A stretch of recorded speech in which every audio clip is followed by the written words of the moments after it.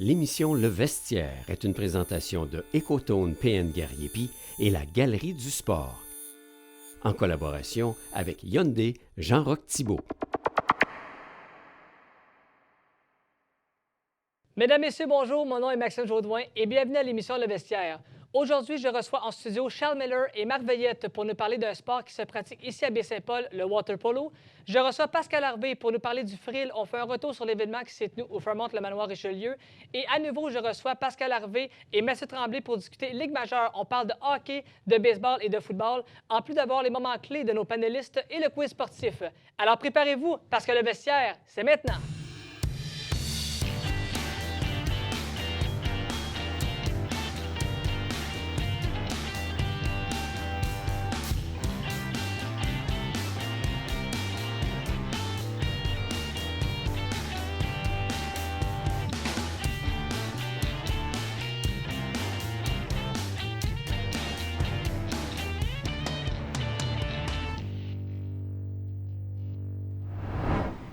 Et on débute l'émission Le Vestiaire d'aujourd'hui pour discuter de sport local avec mes collaborateurs Charles Miller et Marc Veillette. Première fois à l'émission, messieurs, bonjour. Salut. Salut Max. Deux gars sportifs connus dans Charlevoix, ça fait du bien, on aime ça. Messieurs, en fait, bon, on vous connaît parce que vous faites plusieurs sports, chacun en individuel. Charles pour le hockey à l'école Forgette Cosum. Marc, il y a le baseball à l'été au centre éducatif Saint-Aubin, derrière l'école. Mais il y a un sport qui vous rejoint, c'est le water polo. Un sport que je vais dire, bon, dans l'eau, très, très cardio. Et j'ai eu la chance un peu d'aller voir votre joute et d'avoir des images de cette partie-là. Alors, on regarde un extrait et on en revient tout de suite après.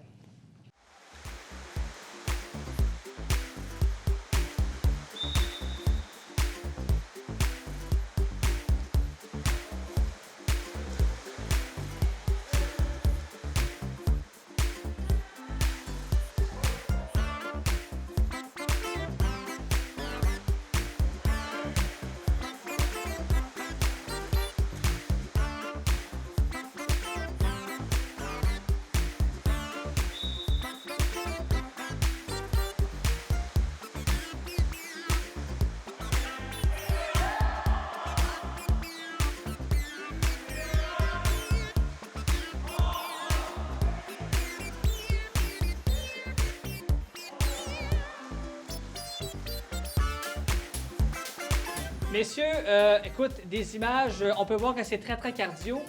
Tout d'abord, comment ça a commencé, cette passion-là pour vous, le water polo? Est-ce que ça fait longtemps que vous pratiquez ce sport-là, si je peux le dire comme ça? Marc, ça fait plus longtemps que moi. C'est la 20e année qu'on joue au water polo. Ça a commencé à partir du secondaire dans les cours d'éducation physique. OK. Les professeurs voulaient partir justement une petite ligue où élèves et étudiants et professeurs pouvaient se rencontrer le soir pour pouvoir nager avec les tacons, ainsi de suite. Donc, j'ai intégré cette année-là ainsi que plein d'autres joueurs. Donc, ça s'est développé à partir de là. OK, donc on peut dire que ça a commencé un peu petit, puis avec le temps, c'est devenu plus gros? C'est-tu comme ça qu'on peut l'analyser? On a pas mal gardé une formule qui est similaire depuis toutes les années. C'est juste les joueurs qui changent un petit peu année après année, mais c'est bien du fun. C'est pas pire. Là, comment ça fonctionne, cette joute-là? Là? Je veux dire, est-ce qu'on, comme à l'école, on divise les équipes? Là, comment ça fonctionne là, pour un peu balancer, là, pour pas qu'une équipe remporte ça à 80-0, exemple? Ben nous, c'est ça, c'est qu'on a un peu notre doyen, si tu veux, Simon Fortin, qui est professeur d'ailleurs, là, qui est à l'instigateur du projet, qui avec aussi Louis Simard, tout ça. T'sais, on est une couple de gars qu'on est là depuis un bout, puis on sépare, c'est une ligue amicale. Ouais. Puis on a des bonnes connaissances du Ouais. niveau des joueurs, puisque c'est pour la plupart des gens de Baie-Saint-Paul, Charlevoix, Malbaie qui viennent jouer au water polo à chaque semaine. OK. Donc, on divise selon les forces pour avoir du plaisir. On varie chaque semaine, dans le fond, pour avoir du fun. C'est une ligue amicale. Fait que, ouais. Là, il y a autant de gars que de filles. Là, je veux dire, bon, j'imagine que parfois, ça dépend des soirs, là, mais j'imagine que la plupart du temps, il y a des filles aussi qui embarquent là-dedans. Là. Oui, vu que c'est pour le plaisir, c'est mix, autant de filles et de gars. C'est sûr qu'il y a un petit peu plus d'hommes en général, mais OK. je dirais c'est peut-être 75 d'hommes et 25 de On femmes. en a de plus en plus, Oui. j'ai comme l'impression. Là, il y a pas mal de filles qui s'intéressent, Différents qui viennent niveaux, essayer. Ouais. différents âges aussi. On a des jeunes, adolescents, des adultes, ainsi de suite, qui viennent, Ouais. toutes réparties. OK. Puis ça se passe les mercredis soirs constamment. C'est pas cher, je pense qu'on parle de 10 je pense, pour rentrer. C'est le prix. À l'unité, c'est sûr que pour l'inscription, pour une session, c'est 72 je crois. Ouais, quelque chose de même. Ça revient vraiment pas cher pour pouvoir faire son Il y a sport 15, hebdomadaire. Il y a 15 matchs à peu près par saison. Si tu veux, on commence, mettons, début septembre, on finit en décembre. Fait que ça nous laisse quand même 15 matchs. Là. Puis pour l'hiver, c'est de janvier jusqu'au mois de mai. On termine toujours par un tournoi annuel de tous les joueurs qui sont venus jouer dans notre ligue viennent faire un tournoi. Puis on utilise la même formule. On se divise des équipes à 6 capitaines, ainsi de suite, pour la Coupe Gilbert. C'est comme ça qu'on appelle le trophée du tournoi. OK. Puis là, justement, au niveau des joueurs, bon, il y a des soirs que ça peut arriver qu'on est un petit peu moins. Parfois, on peut être, un exemple, 25 joueurs. Ça, j'imagine que ça varie là, de soir en soir. Je veux dire, est-ce que le plaisir est autant là qu'on soit 10 ou qu'on soit 30? Là? C'est sûr qu'au niveau des changements, bon, des fois, ça demande peut-être un petit peu plus de cardio au niveau de la piscine, mais sinon, le plaisir est là. Effectivement. C'est la base du sport. Puis, si on est moins de joueurs, c'est plus cardio, on nage un petit peu plus. Si on est plus de joueurs, on fait des périodes plus intenses, il y a plus de necks, donc ça change un petit peu le jeu. On s'adapte, mettons. On n'a pas le choix de s'adapter aussi. Là, des ligues comme ça en région au Québec, nous, c'est rare. C'est rare. Puis nous, on a une piscine à Baie-Saint-Paul aussi avec un peu profond. Ça, là, fait que on a adapté les règles pour la piscine de Baie-Saint-Paul qui est plus petite. C'est vraiment adapté. C'est pas le water polo que tu vas jouer dans une piscine semi-olympique. Malgré que des fois, on va faire des matchs à l'extérieur aussi par le biais de water polo Charlevoix. Est-ce que, par exemple, si je prends un exemple d'une personne qui est, entre guillemets, le moindrement en forme, si je peux le dire comme ça, parce que c'est un sport très cardio. Moi-même, j'ai eu la chance de jouer et je peux vous dire qu'après 8 minutes, j'étais brûlé, même que j'ai dit je rembarque plus parce que je me suis rendu compte que j'ai peut-être été forcé trop vite, comme on dit. Mais une personne le moindrement en forme, est-ce que ça peut paraître comme un entraînement ardu ou s'il y a moyen de balancer ça? Bien. La première fois que tu vas jouer au water polo, c'est toujours la fois qui paraît la plus grosse et la plus intense. Exactement. Mais à force que tu joues, tu développes justement des techniques de nage, ton cardio, ainsi de suite. Ça va toujours en s'améliorant, puis le plaisir croît de semaine en semaine quand tu viens jouer. Ouais. Puis, si t'es un bon nageur, si t'aimes nager, oui. Il y a moyen vraiment d'avoir du fun. En partant, je pense qu'il faut que tu aimes nager. La compréhension aussi des jeux, parce que c'est un jeu d'équipe, des stratégies, aide beaucoup aussi à économiser ses énergies, puisque quand tu viens nager les premières fois, tu essaies de te donner, nager un petit peu plus vite. Tu doses un petit peu moins bien tes énergies, mais tu apprends à le doser, puis tu apprends les stratégies, les techniques aussi à utiliser. Ouais. Donc, c'est un beau défi. J'aurais tendance à dire que, contrairement à du water polo aussi, dans une piscine standard comme semi-olympique et tout ça, on peut pas vraiment jouer tant stratégique puis tant la position tant que ça. Fait que ce qu'on fait, c'est qu'on suit un joueur de notre calibre. Ce qu'on appelle homme pour homme. C'est le meilleur conseil qu'on peut donner. On suit quelqu'un qui est de ton calibre. Fait que là, tu trouves à avoir du fun. Tu commences pas à te prendre contre les... Puis à chaque année, on accueille toujours des nouveaux joueurs qui commencent à la base. Donc, ils sont capables de se parer avec d'autres joueurs qui sont de forces similaires. Exactement. Puis comme moi, quand j'ai commencé, j'avais pas beaucoup de techniques de nage. J'étais un peu bedonnant. Ça fait que je peux te dire que... oui, ça m'a aidé beaucoup à ce niveau-là. On voit que ça l'a aidé, finalement, si on regarde aujourd'hui. Depuis 7 ans. Charles, tu nous as apporté un trophée, la Coupe Benoît Gilbert. Tu veux-tu que je la montre? Oui, peut-être juste le soulever, si tu peux, pour quelques secondes. En fait, c'est un trophée. Ça, c'est un trophée qu'on peut gagner, je pense, à la fin de la saison, c'est ça? Au tournoi de water polo. En fait, on a inscrit les noms des gagnants des différentes éditions sur les plaques comme ça. OK, comme ça, oui, exactement. Il nous en reste encore à mettre. On a déjà commencé en bas. Oui, on voit le 2012, 2015. Il reste encore une plaque à mettre ou deux. Puis c'est ça. C'est un trophée qu'on a créé en l'honneur d'un des membres de la Ligue qui était un des joueurs réguliers, tout ça, qui a eu un triste accident. Son père vient nous la remettre chaque année, puis vient nous la présenter. Fait que c'est un peu l'esprit de la Ligue, là, si tu veux. Puis c'est un petit peu un hommage à lui. Là. Ouais, exactement. On a déjà agrandi aussi le trophée. Il y a encore de la place pour encore plein d'autres années pour grossir, parce qu'il est tout petit, le trophée. Ouais, finalement, c'est un peu la Coupe Stanley du water polo. Exact. Je vais le dire comme ça. Messieurs, le water polo, c'est un sport olympique parti en des années 1900 pour les hommes, en 2002 pour les femmes. Donc, on parle d'un sport qui existe depuis pratiquement plus de 119 ans. Donc, tu sais, c'est pas d'hier. Je veux dire, le water polo a fait ses cordes. Et avec le temps, mais ça s'est... Parce que souvent, il y a beaucoup de sports qu'on pense que c'est en déclin, mais le water polo, c'est très, très cardio. Et au contraire, ça continue. On pense que c'est arrêté, mais ça continue. Ça a toujours été, c'est comme il y en a une multitude de sports un petit peu plus nichés dans ce genre-là, mais en Europe de l'Est, dans des pays comme ça, c'est encore très, très populaire. Là. Dans les écoles, il y a des programmes, il y a des trucs comme ça, il y a des ligues, des grosses ligues. Là. Puis il y a aussi l'accès aux infrastructures. Il y a de plus en plus de piscines qui sont construites. Justement, ça permet de jouer. Ça fait que ça augmente le nombre de joueurs qui pouvaient jouer. Okay. Ici, en Amérique, on jouait un petit peu moins selon l'historique, mais maintenant, avec les adaptations et ainsi de suite, on peut jouer, puis c'est de plus en plus populaire. Ouais. Ça fait, 100 ans pour ce qui est des Olympiques, qu'on connaît la formule comme y est le water polo, mais ça jouait dans l'époque romaine, mais sur Aussi. une autre formule. Donc, Exactement. ça fait très longtemps. Ça fait quand même plus que Jouer 119 dans l'eau ans. avec un ballon, C'est de romaine, on recule avant ça. Là. C'est ça, c'est l'accès à l'eau, justement. Exactement. Alors, messieurs, si on veut s'inscrire, Marc, tu me disais un groupe water polo Charlevoix qu'on peut trouver sur Facebook, je pense. C'est ça. Vous allez sur Facebook, vous prenez la barre de recherche et vous marquez Water Polo Charlevoix. Vous faites une demande pour adhérer au groupe. Vous allez avoir toutes nos activités, autant les matchs à chaque semaine hebdomadaire, autant que les matchs particuliers qu'on va jouer, par exemple, à Malbaie, dans une piscine semi-olympique, qu'on va jouer à Québec. Donc, vous allez avoir toute l'information, puis on est très accueillant. Inscrivez-vous, venez vous amuser avec nous. Oui, écrivez-nous si vous avez des questions, puis n'hésitez pas à venir essayer au moins une fois. Là, comme je dis, t'aimes nager. Peut-être plus qu'une fois même. Mais la première fois, je pense que c'est la première fois qui fait peur, justement, quand tu regardes les vidéos olympiques de water polo, c'est tous des gros gars. Non, c'est pas ça pantoute. Puis c'est une ligue amicale, donc Ouais, ça amical, joue pas cochon. Alors, les là. mercredis soirs, à Baie-Saint-Paul, au centre Exactement. Saint-Aubin, pour un minimum coût à l'unité de 10 ou encore 72, je pense, pour la saison complète. C'est ça, exactement. Donc, on a pas notre argent, finalement. Ouais, c'est Effectivement. Puis c'est bon pour le corps. Exactement, ça se remet en forme. Charles et Marc, merci beaucoup. Merci, Max. Au plaisir de se rejaser. Nous, on fait une courte pause. Au retour, on discute sport local encore une fois avec Pascal Harvey. On revient sur le frill qui s'est tenu dernièrement au Manoir Richelieu. Restez là. Et de retour à l'émission Le Vestiaire pour discuter une autre fois de sport local avec Pascal Harvey. Non, ce n'est pas des ligues majeures, c'est le sport local tout d'abord pour commencer. On fait un retour sur le frill qui s'est tenu au Manoir Richelieu le 7 novembre dernier. Le frill qui veut dire Fonds régional en infrastructure des loisirs.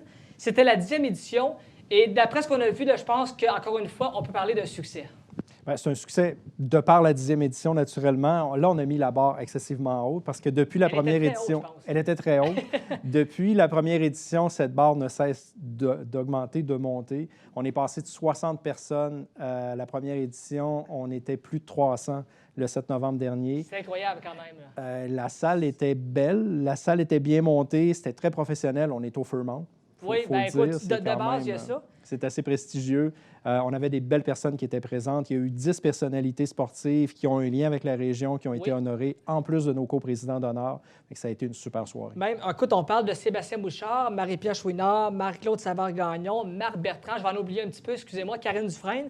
Puis en plus, on a dit un montant de 35 000 qui a été amassé. Ça, aujourd'hui, honnêtement, pour des levées de fonds, là, c'est un montant important à avoir, mais aussi, quand tu le réussis à l'atteindre, on peut se donner une bonne main d'applaudissements, je pense. Bien, une bonne main d'applaudissements. Puis il faut considérer que c'est le seul événement bénéfice du Fonds régional en infrastructure. C'est la soirée bénéfice. Donc, il faut aller chercher vraiment l'assentiment des gens puis la contribution des gens ce soir-là. Ouais. C'est sûr qu'il y a un petit peu de sous qui rentrent en cours d'année, mais il faut comprendre qu'après ça, c'est la réalisation des projets. Depuis les tout débuts, en 10 ans, le FRIL a contribué à 80 projets dans la région. On considère toujours qu'il y a un effet levier de 1 pour 10. Donc, on a à peu près pour 2 millions de projets qui se sont concrétisés, dont le FRIL a été responsable directement pour 200 000. Exactement. Sur place, j'ai eu la chance d'avoir en entrevue 2 personnes qui étaient invitées à y participer. J'en ai profité pour leur demander un peu qu'est-ce qu'ils pensaient de l'événement et c'était quoi leur projet à venir. Alors, on va regarder un court extrait et on en revient au retour. Écoute, l'événement, c'est un super bel événement, c'est une super belle soirée. Je connais bien, écoute, David Tremblay et Sébastien Thibault qui s'impliquent beaucoup dans Charlevoix, fait que ça me fait plaisir de venir les supporter pour la Fondation, venir donner un petit coup de main. Puis écoute, si ça peut servir, le fonds d'investissement, si ça peut servir à plusieurs jeunes pour qui se rendent loin dans le sport comme moi, écoute, ça me fait plaisir de redonner au suivant. Je trouve ça magnifique de voir autant de gens se réunir pour une cause qui, clairement, tient à cœur aux gens de la région. C'est beau avoir un regroupement de la sorte. Donc, félicitations à l'organisation. Avant toute chose, félicitations vraiment. Je sais qu'ils ont travaillé énormément sur ça. Ça fait très longtemps parce que depuis le mois de février que j'en entends parler. Donc, un chapeau à toute l'équipe. Alors, on a pu entendre des extraits de Marie-Pierre Chouinard et Sébastien Bouchard. Donc, quand on garde la relève, qui s'exprime de la sorte, là, je pense qu'on peut être fiers. Bien, on peut être fiers. Puis Sébastien Bouchard, on est le 7 novembre. Sébastien Bouchard a un combat le 23 novembre. Oui. Il faut qu'il respecte la pesée. Absolument. Ce qu'il nous a dit, dans le fond, quand on a jasé avec lui, il pouvait se permettre de prendre encore un bon repas au manoir avec lui. Il nous gâtait de sa présence. Il s'est gâté aussi, mais après ça, il faut qu'il perde du poids. Là. Absolument. Pascal, comment ça a commencé l'aventure du frill globalement? Écoute, ça a commencé autour d'une table avec un bon café à la SADC. La SADC a 3 lignes d'affaires, dans le fond. T'sais, on fait de l'investissement, on fait de l'accompagnement auprès des entrepreneurs.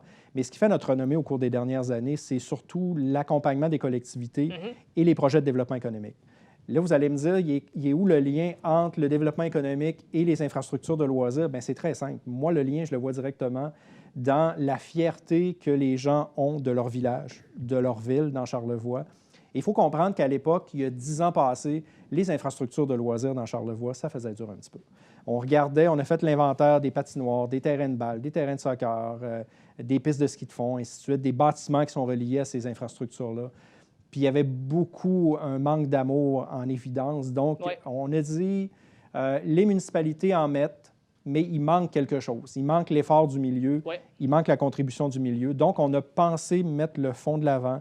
On s'est dit, il faut aller chercher des capitaux à l'extérieur de la région parce que tout le monde le sait, dans Charlevoix, c'est toujours les mêmes qui sont sollicités.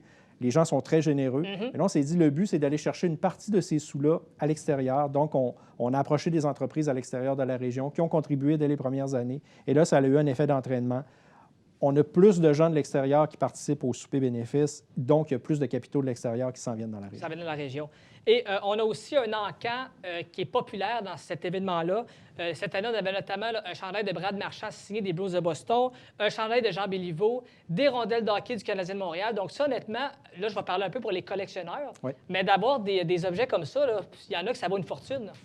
Bien oui, puis ça a toujours la valeur qu'on veut bien lui donner. Oui. Mais en tant que collectionneur, c'est des objets qui sont très particuliers. Puis là, on avait la chance, en plus, d'avoir comme coprésident d'honneur Marc Juteau, qui est de Classic Auction. Donc, lui, c'est un spécialiste de ces objets-là. Puis c'est grâce à lui qu'on a eu le chandail et de Béliveau et de Barbéol.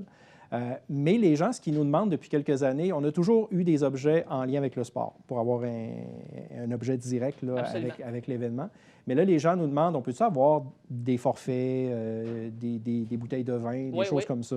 Là, on a commencé à en intégrer, puis on voit que ça a quand même un attrait. Un impact là-dessus. Voilà. Parce que même l'argent qui est ramassé dans cette vente aux enchères-là s'ajoute au montant, j'imagine, du global qu'on a annoncé. C'est ça, c'est un groupe, là. Bien, juste pour vous donner une idée, du 35 000 de profits récoltés, il y a un 8 000 qui est directement lié aux encans. Exactement.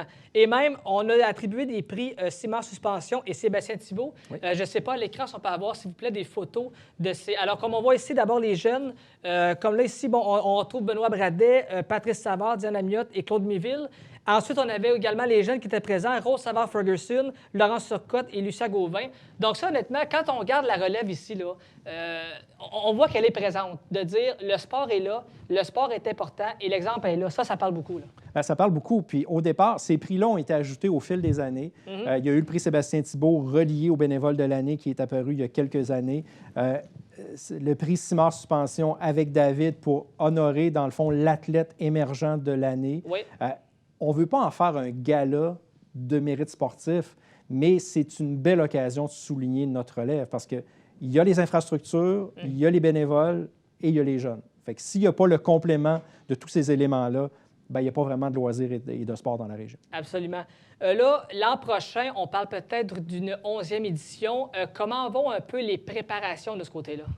Bien, préparation, on est en train de décanter un petit peu la 10e édition parce que là, on est à faire certains décomptes par rapport à l'activité qui a eu lieu le 7 novembre. Mais il faut comprendre que le souper bénéfice, c'est le début de notre année. Okay. Fait que l'année débute, dans le fond, a débuté le 7 novembre. Les soumissions pour les projets, c'est en continu. On a commencé à en recevoir pour cette année. Il y a des dossiers de l'année passée qui ne sont pas encore complétés. C'est un processus continu. Fait que la 11e édition du souper bénéfice va se travailler au cours des prochains jours. Prochains jours, exactement. Même cette année, on comptait 10 personnes invitées pour le frill, et là, c'était la 10e. Donc, est-ce qu'on a voulu faire un peu 10 et 10 ensemble? Oui. C'était ça, là. Oui, puis on en a profité pour souligner des gens qui travaillent un petit peu dans l'ombre parmi ces gens-là, il y avait certains qui ont agi à titre de coprésident d'honneur dans le passé. Oui. On pense à Jean-Philippe Abraham, entre autres, l'ancien joueur de football. Exactement, avec le rouge et or. Oui, puis qui a joué une saison avec les Eskimos d'Edmonton dans la Ligue canadienne. Oui, c'était un clin d'œil au 10e anniversaire. L'an prochain, c'est sûr qu'il n'y aura pas 11 personnalités. Autant de personnes que ça. Effectivement, on va revenir à la base, on va avoir une coprésidence oui. avec une personne reliée au monde du sport et une personne reliée au monde des affaires. Oui, parce que les gens qui étaient invités, ce que j'ai aimé, c'est qu'on avait là-dedans du ski, je pense à Mère Bertrand. Oui. Il y avait du patin, Marie-Pierre Chouinard, de la boxe. Donc, on avait un peu là, un topo de sport comme tel. C'est pas juste un sport en question, c'est on va chercher plus loin que ce qu'on a déjà. Bien, donc, ça, honnêtement, ça veut dire que fais un sport que tu aimes, peu importe, puis tu vas être invité. Voilà. Puis ça, on le voit aussi dans la nomenclature des prix que tu as mentionné tout à l'heure au niveau du bénévole de l'année. Oui. On avait des gens qui étaient reliés au soccer, on avait des gens qui étaient reliés au karaté, on avait des gens qui étaient reliés au hockey. Même chose pour les jeunes. Il y avait du karaté, il y avait du patinage artistique. Puis au niveau des 10 personnalités, on avait du ski acrobatique, on avait du football, on avait du golf. Fait que c'est sûr que c'est la nomenclature de tous les sports disponible dans la région et à l'extérieur, parce que du ski acrobatique, il ne s'en fait pas nécessairement ici parce qu'on n'a pas les infrastructures, mais qui sait, peut-être un jour. Exactement. Et là, moi, quand je regarde un peu les médias, parce qu'on parle beaucoup des fois de réduire les périodes de sport dans les écoles pour les jeunes, parce que les jeunes ne veulent pas, on a besoin de bouger. Oui. Alors là, d'avoir un événement comme ça, là, ça montre en sorte qu'au contraire, asseyez-vous pas, le relevez-vous, puis faites-en, c'est important. Bien, c'est un message qu'on veut lancer à l'ensemble des acteurs du milieu, que ce soit au niveau scolaire. Puis je pense que le scolaire se prend quand même bien en main parce qu'il y a beaucoup d'équipes sportives là, qui évoluent dans la région au niveau scolaire. Exactement. Mais c'est parascolaire, c'est la fin de semaine. On veut que les gens bougent, on veut que les jeunes soient fiers de leurs infrastructures, puis surtout aient le sentiment d'appartenance pour leur région. Parce que, à travers tout ça, on pense à Ville-Charlevoix qui veut recruter des gens à l'extérieur, faire venir des nouvelles familles, mais on ne veut pas que nos jeunes quittent. S'ils quittent, on veut qu'ils quittent pour quelques années puis qu'ils reviennent. Et voilà. Donc, la relève était très importante, il faut le mentionner. Oui. Pascal, merci beaucoup. On surveille évidemment les préparations pour l'an prochain. Oui. Tu ne vas pas trop loin parce qu'on te retrouve tout de suite après la pause pour les Ligues majeures. Merci. On fait une courte pause au retour Ligue majeure avec à nouveau Pascal Harvey et Mathieu Tremblay. Restez là. L'émission que vous regardez est une présentation de Ecotone PN Gariepi et la Galerie du Sport en collaboration avec Hyundai Jean-Roch Thibault. Amateurs de chasse, de ski, de vélo, de hockey ou autres sports, vos magasins Ecotone PN Gariepi et la Galerie du Sport de Baie-Saint-Paul sont tout désignés pour répondre à vos besoins en équipement sportif. Et de retour à l'émission Le Vestiaire pour parler de Ligue majeure avec, encore une fois, Pascal Harvey et Mathieu Tremblay. Messieurs, Canadiens de Montréal, vraiment une très, très belle semaine. On parle de 3 victoires face aux Bruins de Boston, les grands rivaux, les Kings de Los Angeles et notamment les Blue Jackets de Columbus. Alors, on va regarder un petit résumé de cette semaine-là et on en revient au retour.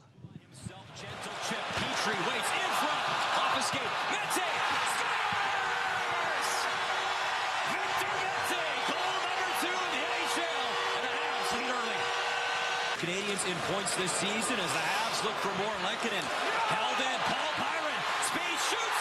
Scores! Oh, what a feeling. First of the year for Paul Byron. Couturier for Konechny.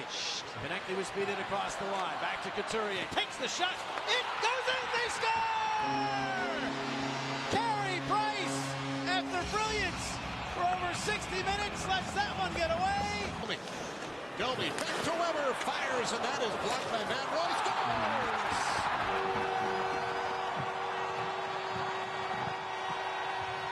Zeno wins the draw. Suzuki's on it. Nick Suzuki. Stick handling near circle. Back to the nose. Suzuki. Cross-side shot. Scores! Thomas Tatar! Big time goal! The Montreal Canadiens tie it up. Oliver Bjorkstrand dangling in. Alors, messieurs, vraiment une très, très belle semaine de la part du Canadien. Et là, je vais commencer avec les défenseurs parce que dans les derniers matchs, les défenseurs ont pratiquement la moitié des buts de l'équipe.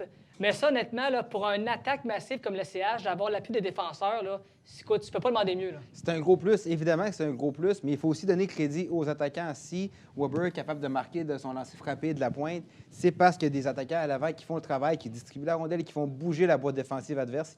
ce qui est très important parce que sinon, ils sont dans la ligne de passe, dans la ligne de tir, excuse-moi.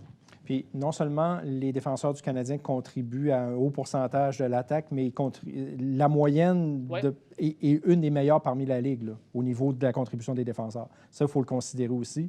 Au début de l'année, ça ne ressemblait pas à ça du tout. Là. Exactement. Et là, dans les derniers matchs, Shea Weber, Ben Sherratt, mais Victor Mété, messieurs, en début de saison, était très, très nerveux. Prise de décision vraiment difficile, avait pas beaucoup de repères. Mais là, depuis qu'il commence à marquer des buts, là, je le sens plus posé. Il a du plaisir à être sur la glace et ça paraît, on le voit, son sourire. Là. C'est magnifique. C'est pas juste lui, c'est toute la défensive.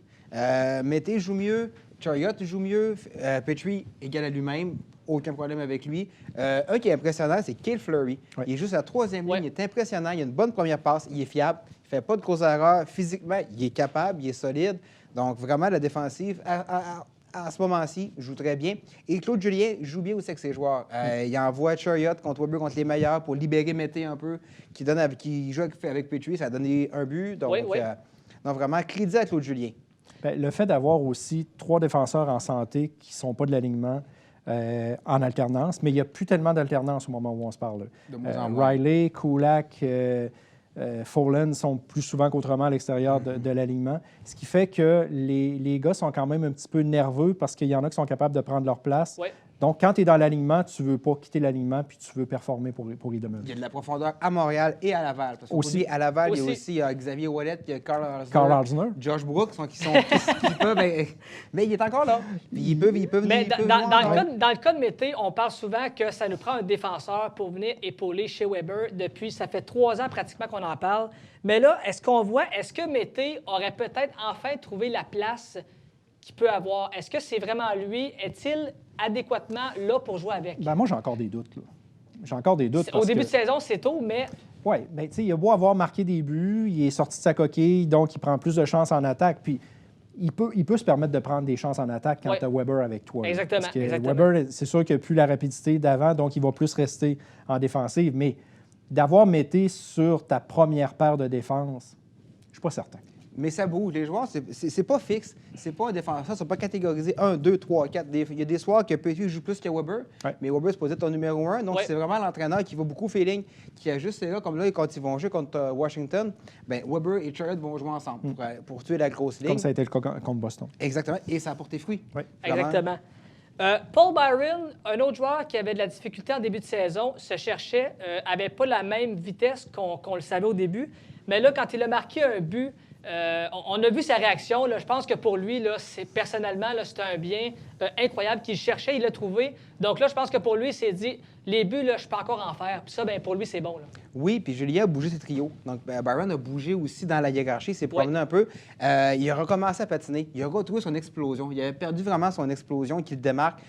Puis quand il marque, c'est parce qu'il surprend les défenseurs et le gardien qui avaient perdu cette explosion-là. Mais maintenant, il semble reprendre du poil de la bête. Donc, c'est une très bonne nouvelle pour le Canadien. Bien, moi, ce qui me surprend de Byron, oui, connaît une bonne séquence ces temps-ci, mais les gens l'associent à plusieurs rumeurs de transactions, puis considèrent comme étant un top 6. Mais moi, je ne suis pas certain que Paul Byron, c'est un top 6. Là. Absolument. Il va avoir des besoins dans d'autres équipes qui vont se créer à un moment donné, qui vont faire qu'un Paul Byron va vraiment fitter dans ce poste-là. Mais l'important, c'est que là, sa valeur au niveau des transactions soit encore la plus haute possible. Parce que moi, je suis convaincu que Byron ne sera pas ici après les fêtes. Là. J'ai hâte de voir parce que Paul Byron, quand tu le vois revenir sur le désavantage numérique et qu'on le voit également des fois en tir de barrage, là, pour moi, c'est un indice que Byron a retrouvé sa confiance. Et je pense, c'est juste un but, on s'entend, mais quand même, à un moment donné, ça prend un point de départ. Puis j'ai l'impression que pour lui, ça commence là. En tir de barrage, c'est lui qui a la meilleure moyenne en termes de buts marqués des joueurs des Canadiens. Oui. Il y a 1 sur 2 pour l'instant. Oui, il y a 1 sur 3 avec hier, avec contre Columbus. Mais encore une fois, quand il se marque en fusillade, c'est quand il patine, c'est quand il arrive vite. Quand il prend son temps, on dirait qu'il se perd. Contrairement à Drouin. Exactement. Absolument, absolument. On a un débat qui a été lancé la semaine dernière. Là, on était rendu qu'on parlait de Ryan Poehling contre Jesperi Kotkaniemi. Parce que Kotkaniemi s'est blessé à l'aine. On a rappelé Ryan Poehling, qui était le seul qui pouvait être rappelé. Là, on se disait, quand Kotkaniemi va revenir, là, comment est-ce qu'on gère ça? Est-ce qu'on garde Poehling? Est-ce qu'on lui laisse une place? Là, je veux dire, est-ce qu'il y a vraiment un débat à avoir entre Poehling et KK? Bien, moi, le débat, puis Mathieu, je ne sais pas si tu vas être d'accord avec moi, mais le débat, je pense qu'il est plus entre Marc Bergevin et Joël Bouchard. Parce que souvenez-vous que les commentaires de Joël Bouchard, c'était Péling n'est pas prêt pour la Ligue nationale. 2 jours après, il est rappelé. On le rappelle. On le rappelle. Donc, c'est-tu un désaveu de Bergevin envers son coach de la Ligue américaine? Ouais. Moi, je pense que le débat, il est plus là. Péling, il est peut-être pas prêt pour la Ligue nationale, mais c'est pas le pire non plus. Non, c'est ça. Mais à comparer avec Kotkaniemi, moi, je pense que tu peux pas comparer les deux de toute façon. Non, c'est ça, parce que Péling a été 4 matchs avec la formation. On peut pas dire qu'il a tout cassé nécessairement. Il a joué à l'aile aussi. Là. Exactement. 2 matchs sur 4, il a joué à l'aile. Exactement. Mais quand tu rappelles un joueur, tu le mets sur la 4e ligne puis qu'il joue 8 minutes, tu peux pas aider un jeune comme ça, tu sais, je veux dire. Suzuki, il joue sur la 4e ligne puis il progresse en même temps. Donc, oui, mais... Mais tant qu'à rappeler Péling, le faire jouer 8 minutes par match, rappelle Alex Belzile tant qu'à ça. Exactement. Surtout, c'est pas jouer au centre. Je comprends qu'il voulait avoir un centre quand ils ont rappelé. Ouais. C'est peut-être le meilleur centre actuellement. Quand il a appelé Joël Bouchard, il a dit c'est qui ton meilleur centre actuellement? Ben, lui a dit c'est Péling. Donc, il a rappelé Péling. Mais il n'est pas prêt pour la Ligue. Parce que Kotkaniemi, au bout de la ligne, là, si on regarde un peu l'avantage que ce gars-là a sur Péling, c'est peut-être une année complète, mais à part ça, je veux dire, il n'y a pas grand-chose de plus. Bien, l'avantage de Kotkaniemi, c'est qu'il est plus jeune que Ryan. Il est un an plus jeune que Ryan Péling. Il ne faut pas l'oublier. Ryan Péling est resté à l'université. Kotkaniemi est arrivé à 18 ans. C'est un choix, un late. Hein? Donc, c'est-à-dire qu'il est né juste avant un petit peu la date limite. Donc, il est à quelques jours d'avoir été repêché 1 an plus tard. Donc, ça joue beaucoup dans la balance. Il y a un an plus jeune. Physiquement, côté physique, la maturité physique est différente. Exactement, ça paraît beaucoup. Mais il a pris 15 livres cet été. Il l'a mentionné. Puis on le voit dans les coins de patinoire, il est plus raide. Il est plus combatif. Il sort plus souvent avec la rondelle. Mais il a peut-être perdu une petite touche de vitesse. Mais dans 5 ans, de toute façon, quand on va recomparer les deux joueurs, Kotkaniemi a beaucoup plus de talent offensif que Péling. Absolument. Il ne faut pas se fier à son match de 4 buts de l'an dernier. Non, pas du tout. Péling, ça va être un bon gars de 3e trio. Ça va être un gars qui va jouer dans tous les sens de la patinoire. Tandis que Kotkaniemi, à un moment donné, il va falloir l'officialiser dans son poste de joueur, pas de joueur de concession, mais presque. Absolument. Parce que même actuellement, là, parfois, Kotkaniemi fait la chaise musicale avec Suzuki au centre de la 3e, 4e ligne. Mais là, à un moment donné... Là, Suzuki commence à conserver, à consolider son poste. Ça en vient. Et là, bon, Péling est retourné à Laval, mais si on vous aurait donné le choix de garder Kéké ou Péling, vous y allez avec qui? Kéké. Parce qu'un joueur comme Péling a tout à gagner à aller dans la Ligue américaine. Il ne faut pas oublier une chose, c'est qu'il y a eu une commotion cérébrale au camp d'entraînement. Il ne faut pas oublier que les maudites commotions cérébrales, ça laisse des traces, puis ça peut laisser longtemps. On le voit, Paul Barron. Donc, il ne faut pas oublier ça. D'après moi, ça a motivé beaucoup la décision de le renvoyer à Laval. Puis il y a toute une question de force mentale aussi. Parce que Kotkaniemi, souvenez-vous, en fin de saison dernière, quand on l'a laissé de côté dans un match sur la côte du Pacifique, je pense que c'était à Los Angeles, je pense que ça l'a affecté beaucoup. Ça fait que de l'envoyer dans les mineurs, dans la Ligue américaine, c'est un gars qui va se questionner. Tu sais, les Européens, ils voient pas, ils n'approchent pas ce style-là de la même façon qu'un Nord-Américain. Donc, je pense que d'avoir gardé Kotkaniemi à ce temps-ci de l'année, c'est un bon choix. Mais ça va être 2 très bons centres dans la Ligue nationale de hockey. Absolument. Ils font partie de l'avenir du club. Et on dit que les développements se font dans les mineurs et non pas dans la grosse équipe. Et ça, je suis porté à le croire. Messieurs, on fait une courte pause et au retour, on discute football Ligue canadienne parce que la saison des Alouettes de Montréal est officiellement terminée. On en parle au retour, restez là. Et de retour à l'émission Le Vestiaire, cette fois-ci pour discuter Ligue canadienne de football. Messieurs, les Alouettes de Montréal, on peut le dire, saison officiellement terminée pour eux. Une défaite un peu crève-cœur en demi-finale de l'Est, 37-29 contre les Eskimos d'Edmonton. On parle au global d'une fiche de 10 victoires, 8 défaites pour une moyenne de 556. Ça a bien passé. Alors, on va regarder un petit résumé du dernier match et on revient au retour. Welcome to the CFL playoffs. Away we go. Rocking house here, Percival Molson Stadium. Eastern Division semifinal. The Alouettes and the Eskimos. First and goal, looking for the first punch. And it's Calvin McCarty. Oh, head over heels. Keep pounding the ball out with C.J. Gable. You'll eventually wear him out. Could be sprung here. This guy can fly. Goodbye. Mario Alford is going to score. 99-yard touchdown.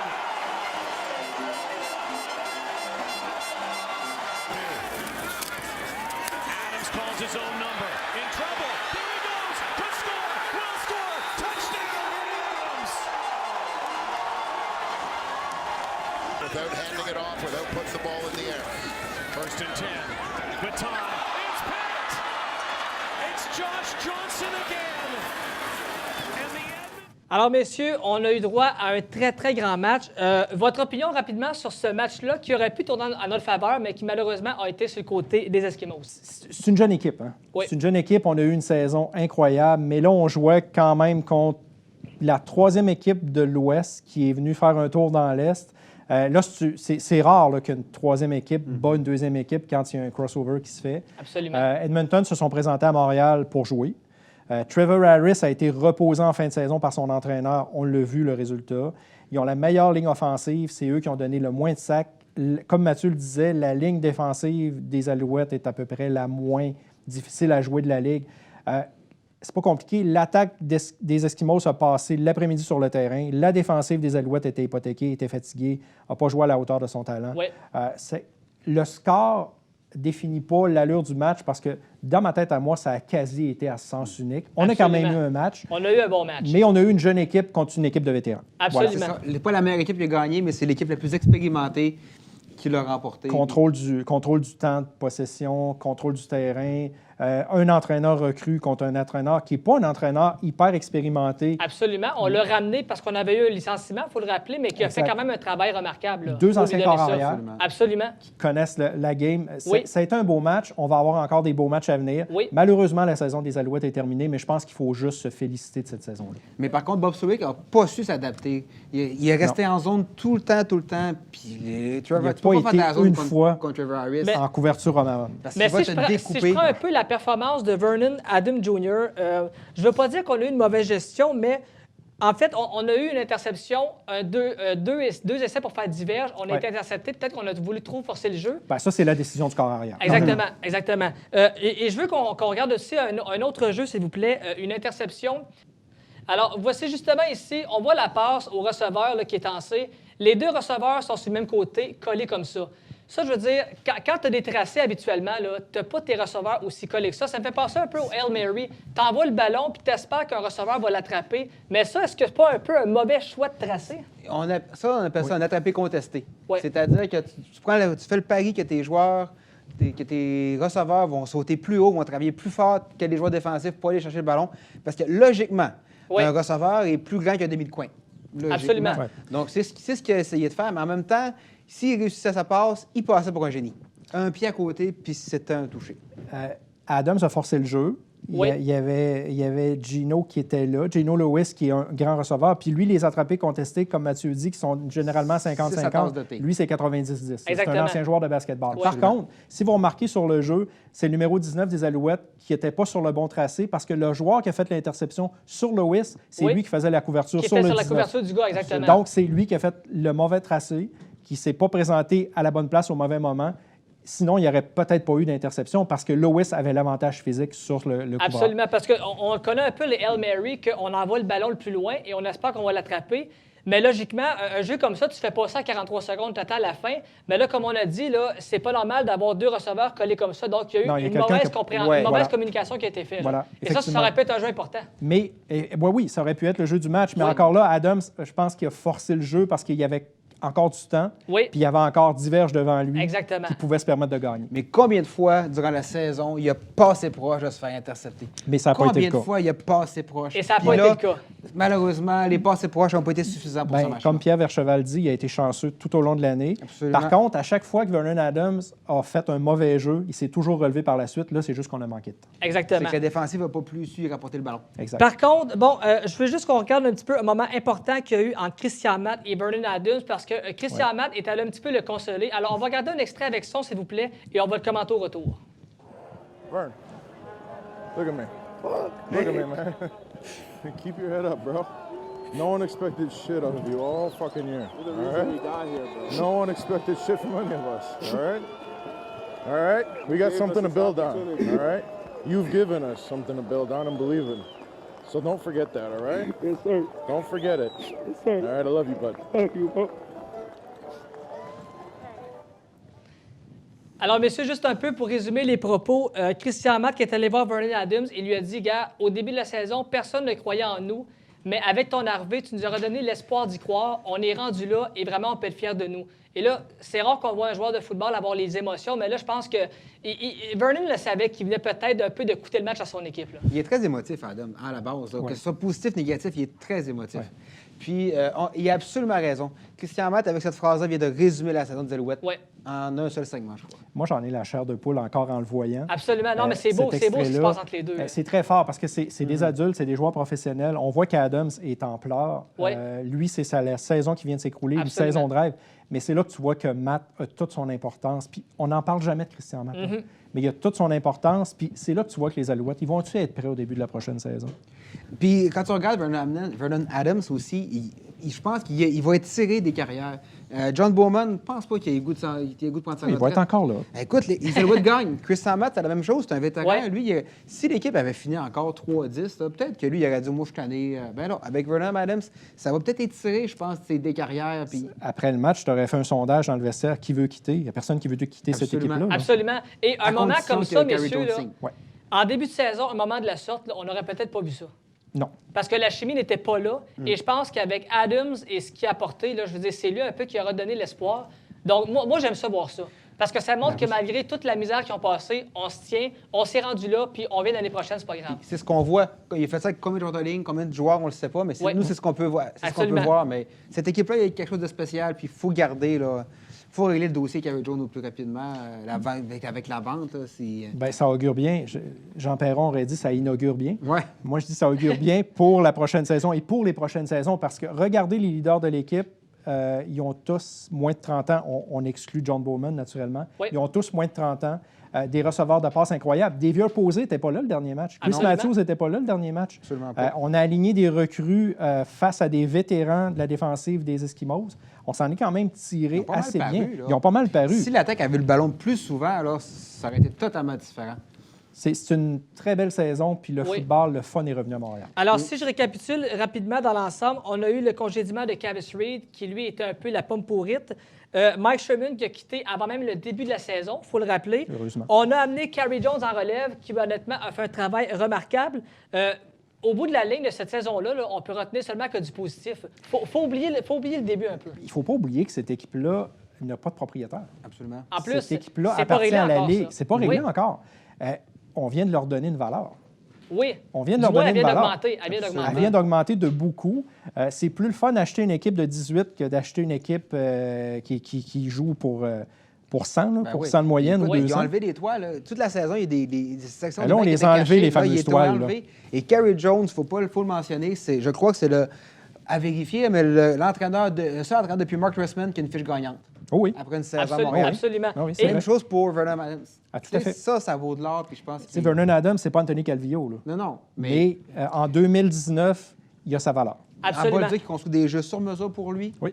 Et rapidement, dans la remontée face à Winnipeg, écoute, on était 19 000 personnes dans le stade, mais ça faisait du bruit comme 50 000. Et ça, ça prouve que l'équipe des Alouettes, qu'on veuille ou qu'on ne le veuille pas, a encore sa place. Là. Absolument. Ça, c'est important. J'ai eu l'occasion d'assister à un match contre Calgary où ils sont encore revenus de l'arrière, les Carliot Kids. Là. Puis j'ai parlé à Luc Brodeur-Jourdan après le match. Lui, il a été sur le terrain pendant plusieurs saisons. Il est sur les lignes de côté, puis il dit que c'est la première fois qu'il voit cette ambiance-là à Montréal. Ça veut dire quelque chose. Exactement, ça veut tout dire. Messieurs, on fait une courte pause. Au retour, on parle de baseball parce qu'il y a un lanceur important qui a fait sa marque et qui officiellement a pris sa retraite. On en reparle au retour, restez là. Et de retour à l'émission Le Vestiaire, cette fois-ci pour parler de baseball, parce qu'il y a un lanceur, messieurs, qui vient de prendre sa retraite, un lanceur qui a eu une grande carrière, moi je vais le dire comme ça, avec les Yankees de New York, une carrière quand même à 39 ans. Ça peut paraître jeune, mais dans le monde du baseball, avec tous les lancers qu'on fait, c'est une belle carrière. CC Sabathia, avec les Yankees, honnêtement, qui a eu une carrière, pour ne pas dire prolifique. Et je voulais le mentionner parce que à la fin, il commençait à ralentir un peu, mais c'est un lanceur au début que les joueurs craignaient absolument. Ouais. Bien, il est arrivé, il a eu un bon début de carrière avec Cleveland aussi, parce qu'il a gagné son Cy Young à Cleveland. Il est arrivé avec les Yankees dans une période qui n'était pas nécessairement facile. Les Yankees se cherchaient un petit peu. Il a été le meilleur lanceur de leur rotation pendant plusieurs années. Il n'a pas le profil de l'athlète type. Non. C'est quand même quelqu'un qui a œuvré avec un surplus de poids une grande partie de sa carrière. Ça ne l'a pas empêché de performer. C'est un gars qui avait un bras incroyable. Malheureusement, ça s'est terminé de façon pathétique cette année. Oui, une blessure. On l'a vu en relève. Une blessure là. qui ne l'a pas aidé Ouais. aussi là-dedans. On va regarder un court extrait pour aller voir un peu comment CC était dans sa bonne époque et on vient au retour. Swing and a miss. Sabathia perfect 2-2. Strike 3. Martinez down looking. Swing and a miss. He doesn't get it, but he picks up a strikeout. Runner goes. The 3-2 pitch is in there. Call strike 3. Sabathia with his 8th strikeout. And the payoff. Swing and a miss got him. Swing and a miss. Alors, CC Sabathia, on a pu voir sur les images vraiment un lancer à tout casser parce que, comme je le disais, à l'époque, on le craignait. Vers la fin, je pense qu'on commençait un peu à voir comment est-ce qu'il lançait, mais quand même, une carrière absolument magnifique. Là. Ben, il est intimidant au bâton. Quand il arrivait, en plus, il est costaud. Oui. Je ne sais pas si vous avez remarqué, là, mais il était très intimidant. C'est juste des fois, un lanceur est capable de jouer avec le frappeur. Puis lui, toute l'expérience qu'il avait, il était capable de lancer au bon moment. Oui. Par exemple, un frappeur qui va, travailler son bat, il va attendre la dernière seconde pour qu'il soit un petit peu fatigué, pour le laisser le temps de revenir. C'est un vieux rusé. Il a étiré sa carrière en allant à la relève. C'est pas une mauvaise chose, mais pour moi, c'est la preuve que tu peux être un grand joueur sans être un grand athlète. Bien, deux aspects, dans le fond, qui ont fait qu'il y a eu une plus longue carrière. C'est un gaucher. Oui. Les gauchers sont une denrée rare. Puis, pour un lanceur de sa stature, il n'a pas utilisé à outrance sa balle rapide. Il a beaucoup utilisé ses balles glissantes, sa cassante, sa courbe, ce qui fait que tu as une plus longue carrière à ce moment-là. Absolument. Pascal, tu l'as mentionné, il a remporté le Cy Young en 2007 avec les Indians de Cleveland, 6 fois au match des étoiles, 251 victoires, 161 défaites et 3093 retraits au bâton. Moi, je regarde les statistiques là, puis je me dis « wow ».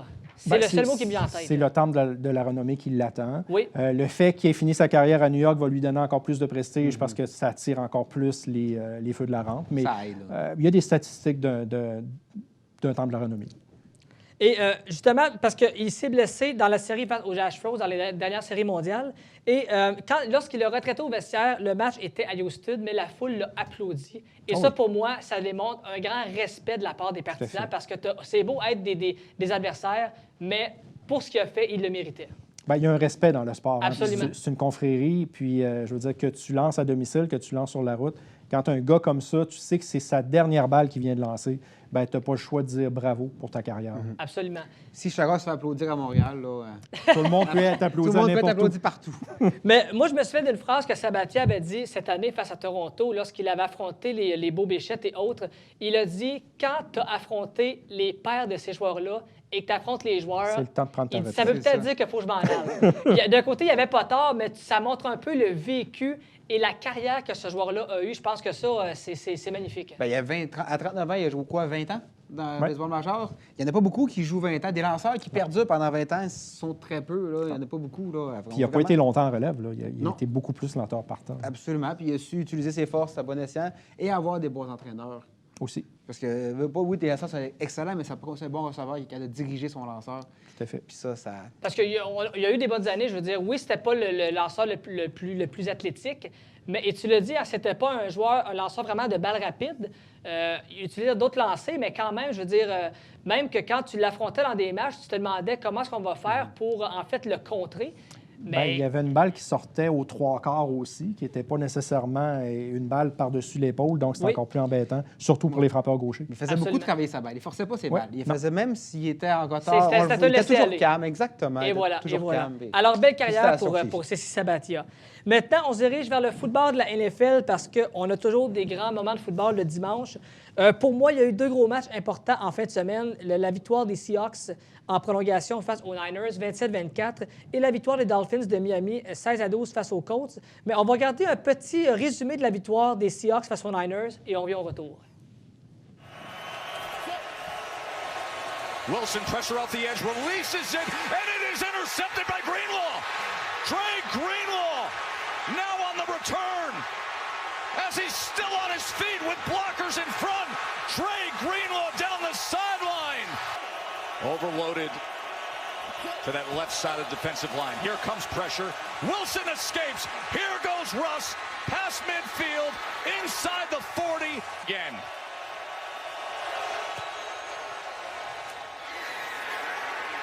And Seattle has done it. In a classic.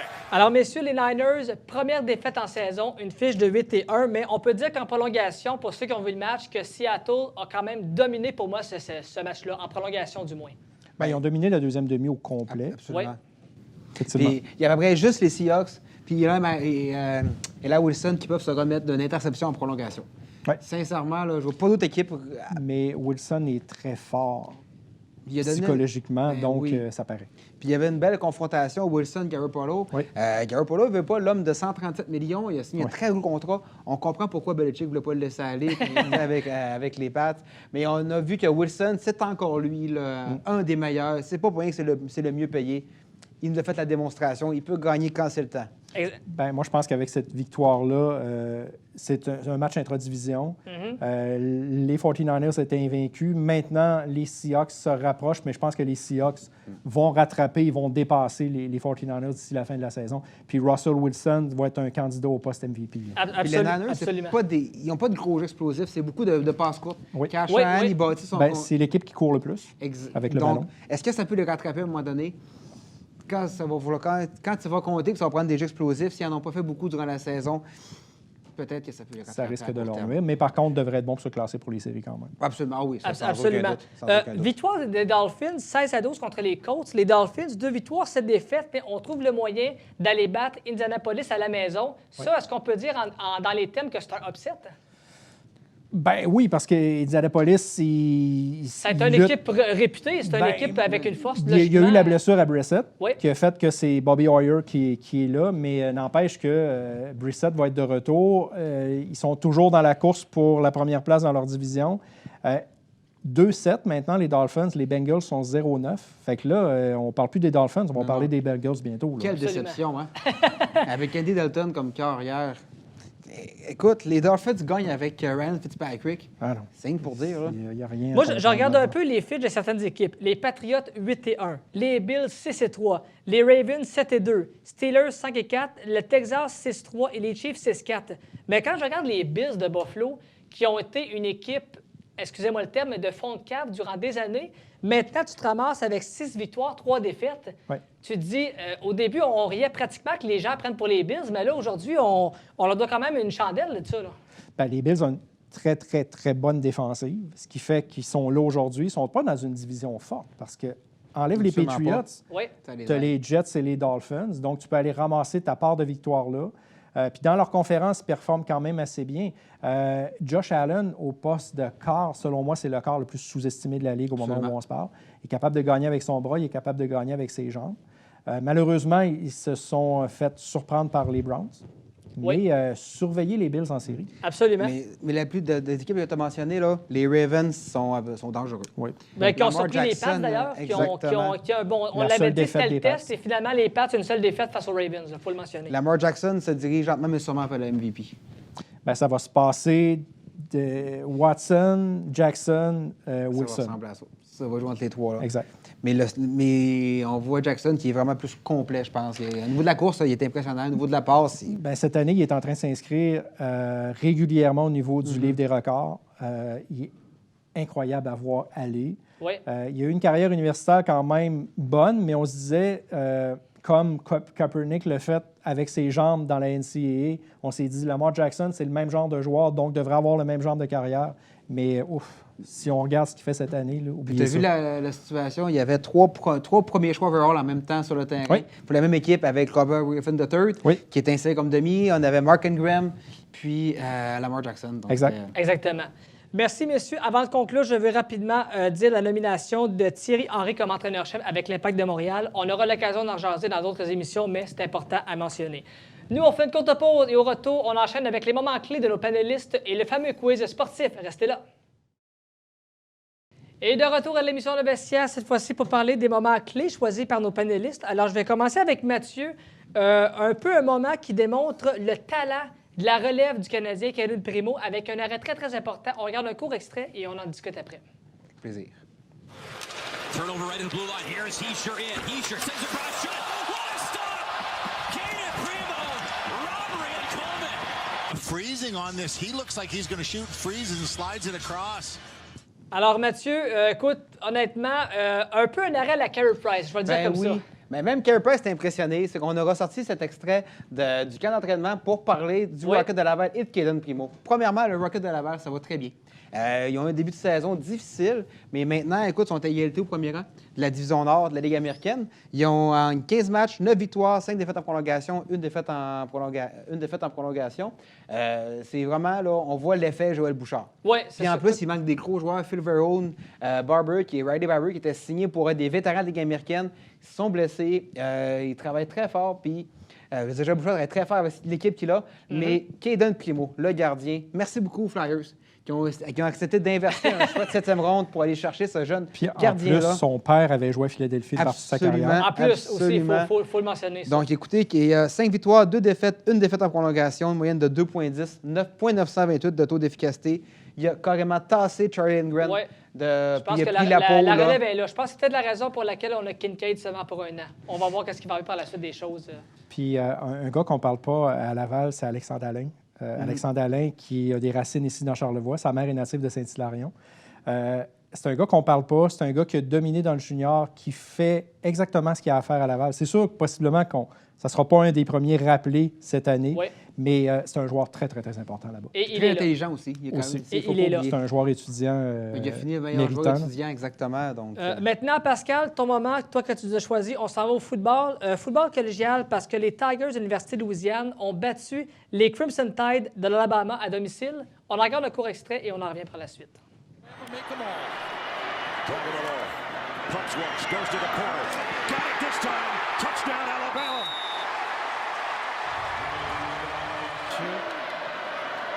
Edwards-Helaire.